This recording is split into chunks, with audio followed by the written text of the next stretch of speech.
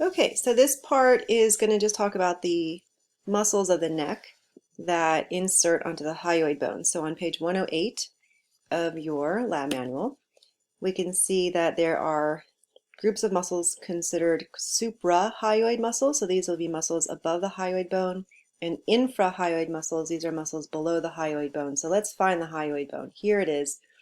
So this bone has a lot of muscles attached to it because what it does is when you swallow, you probably noticed that your Adam's apple, which is actually this cartilage right here, this is your thyroid cartilage, it goes up and down. So in order to shift everything up and down, we have to pull on our hyoid bone. So this is our sort of swallowing mechanism, and it's also an anchoring point for our tongue muscles, our hyoid bone. It's actually quite interesting. People will look at the anatomy of the hyoid bone to see if our ancestors were able to have language like we do, because we have a very unusual and distinct hyoid bone that helps to manipulate our tongue or anchor our tongue in a way that it produces speech. Anyway, so let's look at the muscles above the hyoid, or our suprahyoid muscles. And the first one is we have a digastric. So this is a muscle that has two bellies. So here's our digastric muscle. It has an anterior belly here. And then it disappears. So this muscle belly will become a tendon as it attaches to the hyoid bone. And then the second belly of the muscle will appear, and it will go posteriorly, so that's what we call the posterior belly, and insert onto our mastoid process of the temporal bone. So let's look at the anterior belly. So origin on the mandible, inserting on the hyoid bone, our posterior belly, originating on the mastoid process of our temporal bone back here, and also inserting on the hyoid bone. So when you have muscles that are going to be above the hyoid bone, the only thing muscles can do is pull, right? They don't push. So we're going to, raise the hyoid in if the anterior or the posterior belly are contracting, we're going to lift and elevate our hyoid bone. So you can see in the actions, this first anterior belly, because our hyoid bone, if this was still, we're not moving our hyoid bone, it does help to depress the mandible, so it can actually lower that mandible. But in this case, it also elevates the hyoid. Now, I'll say larynx. The larynx is the whole structure here that houses our vocal cords. And so in the actions here, you'll often see the word larynx. So the larynx will include, so the upper border of the larynx is going to be this hyoid bone. It's going to include this thyroid cartilage, this cartilage that creates your Adam's apple. And it also includes this other big cartilage called the cricoid cartilage, which you don't need to know this yet. But the larynx is this whole region here that houses your vocal cords. So because the hyoid bone is attached to this whole structure, if you raise it, the whole larynx raises. If you depress it, the whole larynx depresses. So I hope that makes sense to you guys. So that's your digastric muscle. The next three, you guys will be happy to know that I do not cover. So the stylohyoid, the mylohyoid, and the geniohyoid, which you can see on sort of this diagram, I do not cover. So you can omit those from your exam. Moving on to the infrahyoid muscles, okay, so muscles that are below your hyoid bone are going to start off with the omohyoid. So omohyoid is another one with two bellies. Omo means shoulder.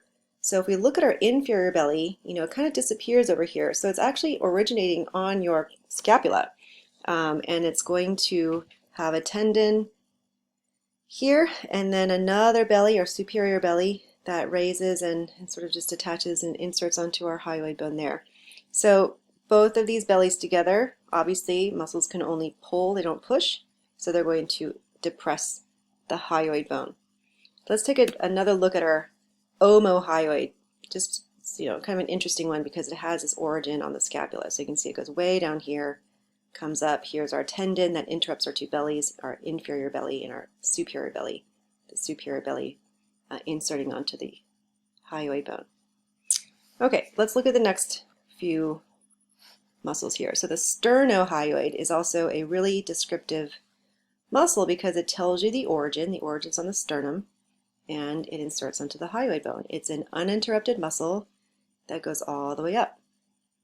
This is Relatively superficial, because the other two muscles below it, the sternothyroid and the thyrohyoid, are deep to our sternohyoid. So let's take a look at those. So the first one here, right, so we can say the sternothyroid originates on the sternum and just goes so far as the thyroid cartilage. So again, this blue region, this is called the thyroid cartilage. So this stops right here. Then another different muscle picks up the rest of the way to the hyoid bone. So this piece right here, this is called the thyrohyoid, right? Originating on the thyroid cartilage and inserting onto the hyoid bone. So those are the muscles. So these two are deeper than our sternohyoid. So let's take another look. On our model, when you look at the neck, you'll see that this black arrow here is going to be our inferior belly of our omohyoid. This arrow here is going to be our superior belly of the omohyoid. This guy, right, this is a muscle that originates on the sternum. It's uninterrupted all the way up as it goes to the hyoid bone. So this is going to be our sternohyoid. Then deep to that, so the little sliver that you can see here, this is going to be our sternothyroid, right, because it stops here at the thyroid cartilage. And then where's our second one? This guy. So this over here is going to be our thyrohyoid. It's on this side of the muscle model because I guess it's just going to be too difficult to show it over here, so they put it over here. So omohyoid, inferior, superior belly, sternohyoid, sternothyroid, thyrohyoid. Here's a nice cadaver shot of these muscles of the neck. So we can find our hyoid bone. We can see that we have our nice sternocleidomastoid, our sternal head, clavicular head, going to our mastoid process behind the ear. We have two long uninterrupted muscles, so those are both of our sternohyoids. Off to the side here, we can see a little bit of our deeper sternothyroid. And then we go a little bit more laterally, we see our omohyoid. So this is going to be our superior belly of our omohyoid. We see the tendon. If we follow the tendon, we can see the inferior belly of our omohyoid. Now what's missing here, which had to be removed, is of course our platysma, right? Because the platysma muscle would cover everything up. So the platysma is not going to be visible on any of our models because if it were present, then we would obscure all these deeper muscles. So the platysma is never shown on our plastic models. You'll see it though in diagrams. This is a little wrap-up quiz that you guys can use to quiz yourself, and then I have the answers on the next slide. And I think that will conclude this segment of the muscles of the hyoid bone.